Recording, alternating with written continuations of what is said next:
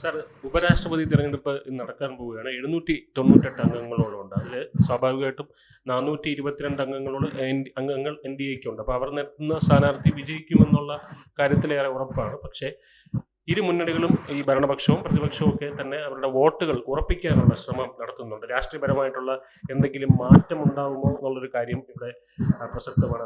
കാരണം ഇത്രയും വലിയൊരു ടെൻഷൻ ഇപ്പോഴും അവിടെ ഉണ്ടാവുന്നുണ്ട്. അതായത് ഒരു അട്ടിമറി സാധ്യത പലപ്പോഴും വരുന്നുണ്ട്. ഈ എന്താണ്, രാധാകൃഷ്ണൻ അവിടെ നിൽക്കുമ്പോഴും ഈ പറയുന്ന ഒരു അട്ടിമറി സാധ്യത, അതായത് മോദി അട്ടിമറിക്കാനുള്ള ഒരു സാധ്യത, അങ്ങനെ വാർത്ത കേൾക്കുന്നുണ്ട്. അതിന്റെ സത്യാവസ്ഥ എന്താണ്?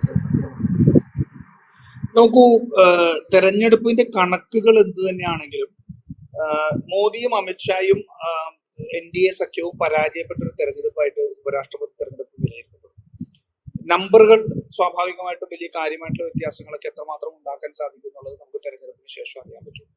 പക്ഷേ രാഷ്ട്രീയമായി നരേന്ദ്രമോദിയും അമിത്ഷായും വലിയ പരാജയം ഏറ്റുവാങ്ങുന്ന ഒരു തെരഞ്ഞെടുപ്പാണ്. കാരണം ഒന്ന്, അവർക്ക് ഇന്ത്യ സഖ്യത്തെ ഒരുമിപ്പിച്ച് നിർത്താൻ കഴിയുന്ന ഒരു സാഹചര്യമുണ്ട്. ഇന്ത്യ സഖ്യത്തിന് തീർച്ചയായിട്ടും വൈരുദ്ധ്യങ്ങൾ ഒട്ടേറെ ഉള്ള പാർട്ടികളാണ്. ഒട്ടേറെ വൈരുദ്ധ്യങ്ങളും താല്പര്യങ്ങളും ഒക്കെ ഉള്ള, വിരുദ്ധ താല്പര്യങ്ങളൊക്കെ ഉള്ള പാർട്ടികൾ. ഒരു ഘട്ടത്തിൽ ലോക്സഭാ തെരഞ്ഞെടുപ്പിന് ശേഷം മമതാ ബാനർജി ഉൾപ്പെടെയുള്ളവർ, അല്ലെങ്കിൽ അരവിന്ദ് കെജ്രിവാൾ എല്ലാം ഒരു വ്യത്യസ്ത നിലപാടെടുക്കുകയും ഇന്ത്യ മുന്നണിയുടെ കെട്ടുറപ്പിനെ തന്നെ ചോദ്യം ചെയ്യുന്ന രീതിയിലേക്കുള്ള വാർത്തകളൊക്കെ ഉണ്ടായിട്ടുള്ള സത്യമാണ്.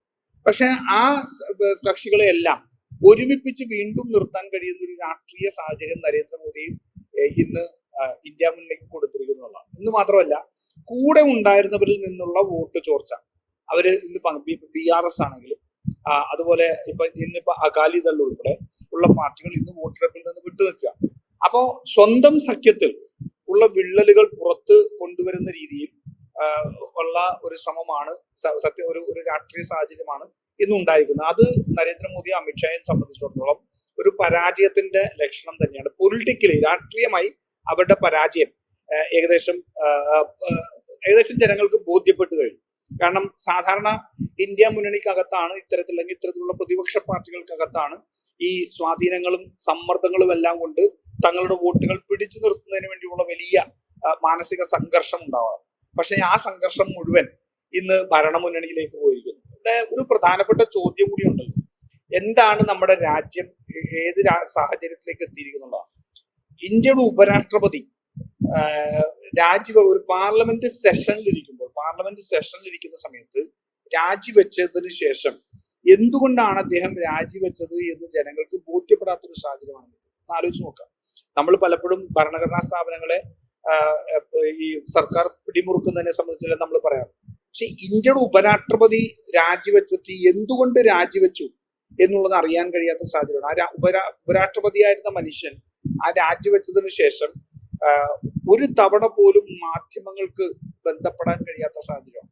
സ്വാഭാവികമായിട്ടും ഒരു ഉപരാഷ്ട്രപതി സ്ഥാനത്ത് നിന്നൊക്കെ ഒരു രാജിവെച്ചു കഴിഞ്ഞാൽ ആ രാജിക്ക് ശേഷം അദ്ദേഹത്തിന്റെ സാഹചര്യങ്ങളെ കുറിച്ചും എന്തുകൊണ്ട് രാജി എന്നുള്ളതിനെ സംബന്ധിച്ച് ഇനി രാഷ്ട്രീയം മാറ്റിവെച്ചാൽ പോലും അദ്ദേഹത്തിന്റെ ആ സമയത്ത് ഉണ്ടായിട്ടുള്ള അനുഭവങ്ങളെ കുറിച്ചും എല്ലാം വാർത്തകളാണല്ലോ, കൗതുകമുള്ള അഭിമുഖങ്ങളാണല്ലോ. പക്ഷെ മാധ്യമങ്ങൾക്ക് അതിന് പോലും ഉപരാഷ്ട്രപതിയായിരുന്ന ജഗ്ദീപ് ധൻഖറെ ലഭിച്ചിട്ടില്ല എന്നുള്ളൊരു വസ്തുത. പിറ്റേ ദിവസം, രാജിവെക്കുന്നതിന്റെ പിറ്റേ ദിവസം പാർലമെന്ററി കാര്യോപദേശ സമിതിക്കുള്ള സമയം തീരുമാനിച്ച് അതിന് നോട്ടീസും കൊടുത്തതിന് ശേഷമാണ് അദ്ദേഹം രാജിവെക്കുന്ന സാഹചര്യം. അപ്പം വലിയ ദുരൂഹത അദ്ദേഹത്തിന്റെ രാജിയിലുണ്ടായിരുന്നു.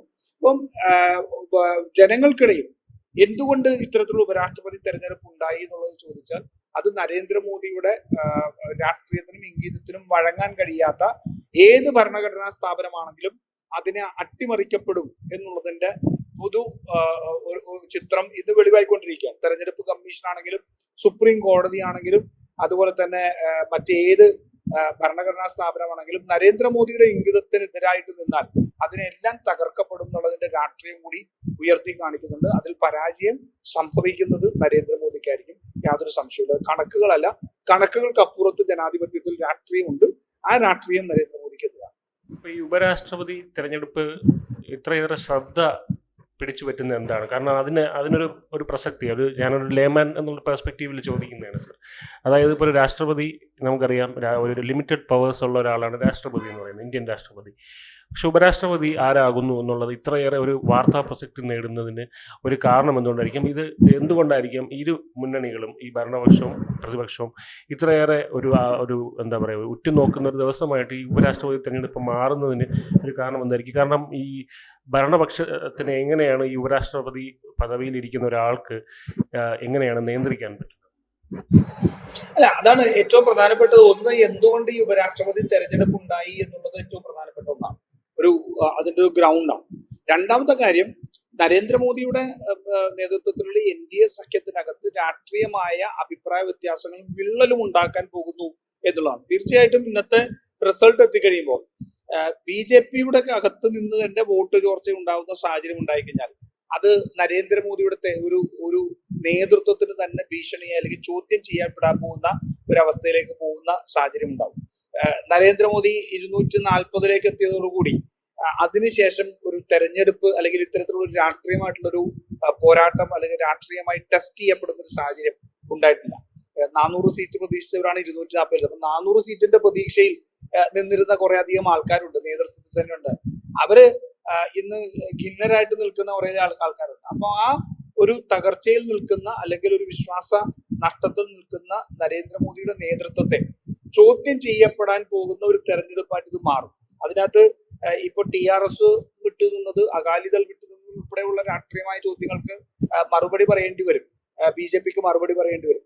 കൂടാതെ BJP-യുടെ ക്യാമ്പിൽ നിന്ന് ഇന്ന് വോട്ട് ചോർച്ച ഉണ്ടായിക്കഴിഞ്ഞാൽ, ജയിച്ചാൽ പോലും വോട്ട് ചോർച്ച ഉണ്ടായാൽ പോലും അത് നരേന്ദ്രമോദിയുടെ നേതൃത്വത്തിനെതിരെയും BJP-യുടെ രാഷ്ട്രീയത്തിനെതിരെയും ഇന്ന് ഈ രാജ്യത്തിന്റെ ഭരണഘടനാ സ്ഥാപനങ്ങൾക്കെതിരെ നടക്കുന്ന പോരാട്ടത്തിന് ശക്തി പകരുന്ന ഒരു റിസൾട്ടായിട്ട് അത് മാറും. അതാണ് അതിന്റെ ഏറ്റവും പ്രാധാന്യം. രാജ്യം ഒരു ഏകാധിപത്യത്തിലേക്ക് പോകുന്ന ഒരു സാഹചര്യം ഉണ്ടാകുമെന്നാണ് ഇപ്പൊ കഴിഞ്ഞ ദിവസങ്ങളിൽ ഓഗസ്റ്റ് 7 രാഹുൽ ഗാന്ധിയുടെ പ്രസ് കോൺഫറൻസിന് ശേഷം രാജ്യത്ത് മുഴുവൻ നരേന്ദ്രമോദിയുടെ നേതൃത്വം അല്ലെങ്കിൽ ഇന്ത്യയുടെ പ്രധാനമന്ത്രി ഒരു വോട്ട് കൊള്ളയിലൂടെ ഉണ്ടായ പ്രധാനമന്ത്രിയാണ് എന്നുള്ളത് ഏകദേശം ജനങ്ങൾക്ക് ബോധ്യപ്പെടുന്ന സാഹചര്യം. ഇപ്പൊ ബീഹാറിനെ സംബന്ധിച്ച് ബീഹാറിൽ നടന്ന യാത്രയും ബീഹാറിലെ പൊതുവികാരവുമെല്ലാം, അത് മാത്രമല്ല രാജ്യത്ത് മുഴുവൻ തെരഞ്ഞെടുപ്പ് അട്ടിമറിച്ചുകൊണ്ട് ജനങ്ങളുടെ ഒരു കൂട്ടായ മനസാക്ഷിയുടെ തീരുമാനത്തിന് വിരുദ്ധമായിട്ടുള്ള ഒരു നേതൃത്വമാണ് ഇന്ന് ഇന്ത്യ ഭരിക്കുന്നത് എന്നുള്ളതുണ്ട്. അപ്പോൾ